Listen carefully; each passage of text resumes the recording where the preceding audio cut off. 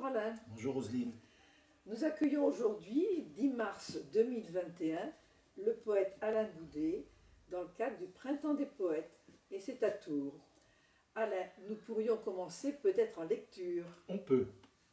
J'ai envie de vous lire un texte de mon dernier livre paru aux éditions Henri. Voilà, ce sont des textes écrits sur l'enfance. Et celui-ci s'appelle Tom. Si Tom est à genoux, ce n'est pas pour mendier. Si Tom baisse les yeux, ce n'est pas par des amours du ciel. Tom cire les chaussures, Tom fait briller les cuirs, Tom fait chanter les peaux. Et si les souliers brillent lorsque les pieds s'en vont, c'est que Tom y a déposé le jour entier et sa lumière contre le soleil minuscule d'une pièce, juste pour redresser son dos, juste pour relever la tête et se tenir debout contre le ciel. Merci Alain. Il y a Tom, mais je crois que tu as porté ton regard sur beaucoup d'enfants dans le monde.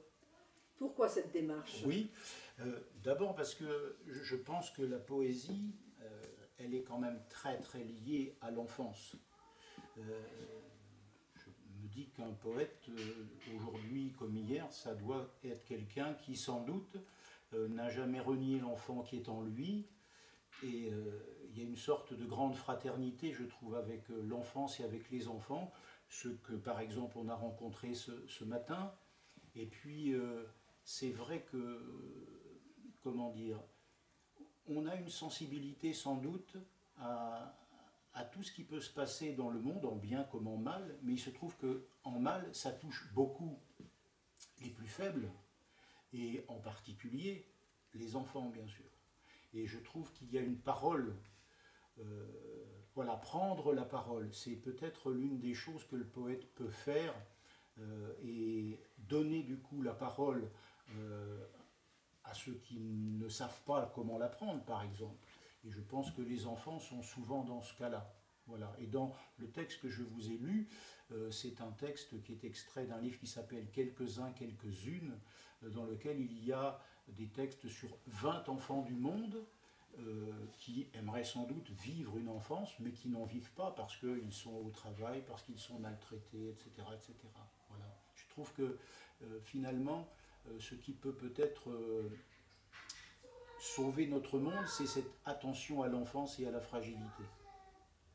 Merci. Voilà. Est-ce que tu peux nous lire un autre texte de ce dernier? Oui, je peux le faire. Celui-ci. De ce livre qui se tient dans le creux de notre main. Louis. Des voitures à un feu rouge. Debout à la portière, Louis dépose un sourire, aussi clair qu'un printemps. C'est un vendeur des rues qui ne vend pas les rues, mais tout ce que contient le sac sur son épaule. Il a les deux mains prises. Des lunettes bleues dans la main gauche, des lunettes blanches dans la main droite, des bricoles de pacotille pour un clin d'œil, pour un regard, pour qu'un instant nos yeux s'accrochent aux siens, à son sourire, à son attente. Lui prendra-t-on les bleus ou voudra-t-on les blanches? Réfléchir, mais pas trop. Si l'on veut qu'à l'instant où le feu sera vert, il ait les deux mains libres et offre son sourire. Merci. Tu es entré très tôt en poésie. Oui, j'étais au lycée quand j'ai commencé à écrire, mais je pense que si j'ai commencé à écrire, c'est parce que j'ai d'abord découvert, à travers la lecture à haute voix d'un professeur qui ne nous a fait cela qu'une seule fois, un texte de Guillaume Apollinaire qui s'appelle Zone, et qui m'a bouleversé parce que finalement, je voyais bien que je comprenais tous les mots, et pourtant je ne comprenais pas tout le texte. Et j'ai découvert ce jour-là qu'on pouvait aimer des textes sans nécessairement tout comprendre au sens de tout expliquer. Tu es un habitué du Printemps des poètes de Tours. Oui. Tu as rencontré des enfants, tu rencontres des professionnels de la petite enfance, tu rencontres des adultes, et souvent avec toi nous écrivons. Et j'ai toujours en mémoire une phrase que tu dis: il faut écrire avec une gomme. Oui, ah oui. C'est-à-dire que je pense que dans le poème, évidemment, il y a les mots, mais il y a aussi le silence. Et le silence, c'est un peu la présence du soleil qui fait en sorte qu'on voit les ombres. Je pense qu'avec le silence, on entend mieux les mots. Et j'avais été frappé par cette parole de Guy Vic que je rapporte. Ce ne sont pas ses paroles exactes, mais c'est ce que j'en ai compris. Quand on lui demandait comment il écrivait, il disait qu'il écrivait dans son bureau, avec le jardin derrière la fenêtre, avec les allées du jardin, avec les fleurs du jardin et avec sa gomme. Et puis voilà, tu te débrouilles avec ça, et j'ai trouvé que c'était très, finalement, à la fois mystérieux et finalement très simple. C'est que quand on lit Guy Vic, en plus on s'en rend bien compte, il a une écriture qui, au fil des années, s'est allégée. Il est allé vers la forme courte. Quand on prend les poèmes de Terra Bonheur et puis les problèmes du chant, par exemple, on se rend bien compte du parcours qui a été fait et de la place que le silence a pu prendre dans sa parole. Et je trouve que ça lui a donné d'autant plus de force. Merci. Nous pourrions terminer cette rencontre par une autre lecture. Oui, alors cette fois, allons vers un texte inédit. Il a aussi trait à l'enfance parce que c'est un texte que j'ai écrit à la naissance de la dernière de nos petites filles qui s'appelle Amélia, qui a 10 mois maintenant. Et voilà, avec ces temps un peu troublés, c'est une enfant qu'on a commencé par ne pas voir. Voilà, donc Amélia, ça a été une présence à distance et ce texte-là est né de cette façon. Un sourire se lève sur le matin de ton visage. Un sourire pour le jour à vivre, dont nous ne savons rien encore. Une journée à vivre et la douceur des heures à grappiller, comme perle d'un chapelet de petits instants de tendresse. Et le soir, une buée de mots, comme promesse d'un poème, après la brume évaporée du jour. Merci. Merci.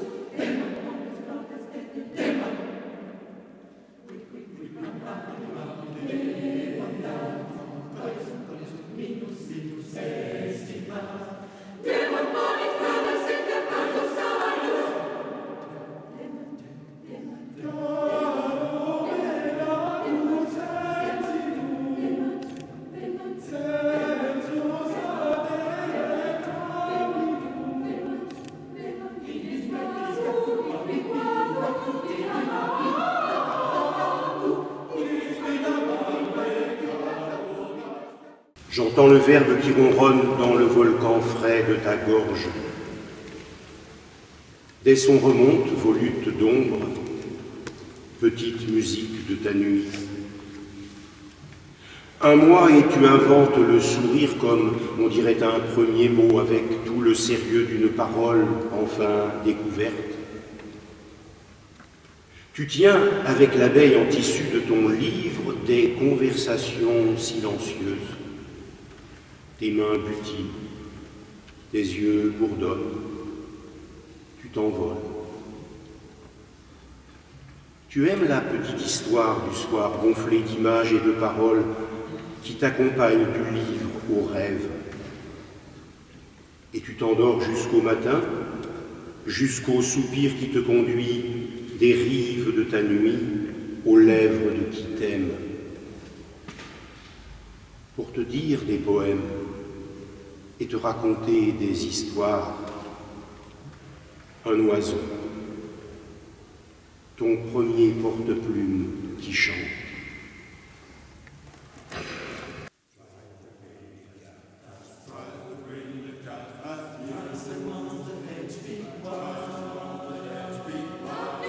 This time.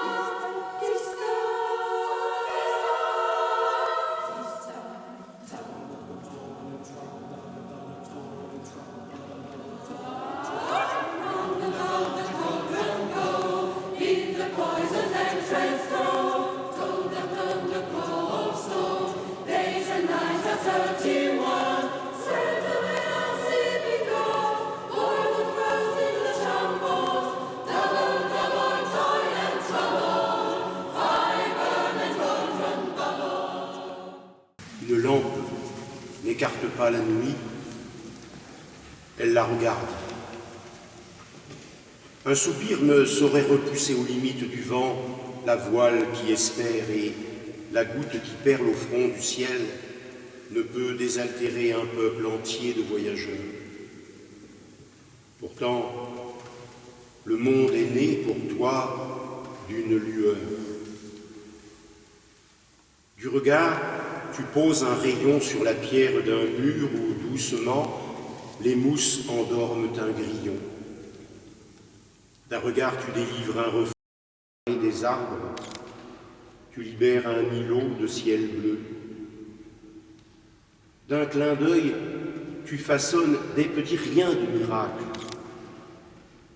Peut-être pour personne, peut-être pour ton enfance qui écoute.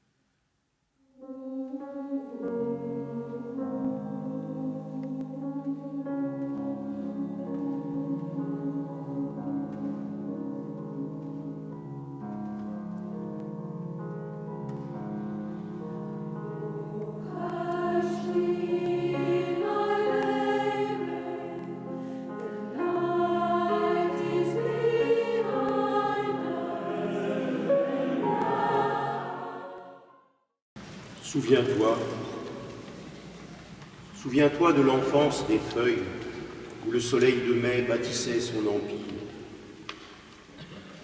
Nous marchions et la rousseur des branches ourlait notre ombre de lumière. Un petit vent balbutiait des odeurs allégées de ces ritournelles. C'était un temps rêvé pour déchiffrer sans bruit les graffitis d'oiseaux et connaître le nom de tout ce qui fait signe. Souviens-toi,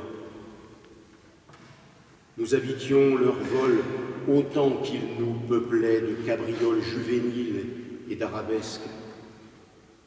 Et d'un coup, nous étions feuilles, nous aussi, à l'assaut de l'enfance.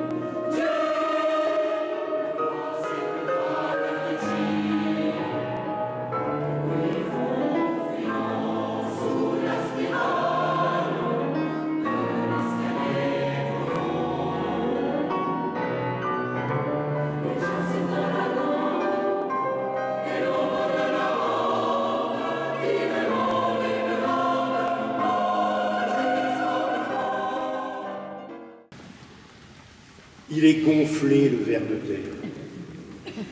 Son papa est pompe à vélo et sa maman est couturière. Elle aurait pu faire un chapeau pour que tu devines illico où est la tête, où est la queue. Où est le ventre? Où est le dos? Lui se concentre comme il peut pour labourer avec souplesse. Et finalement, ce qu'il tortille, ce sont ses fesses.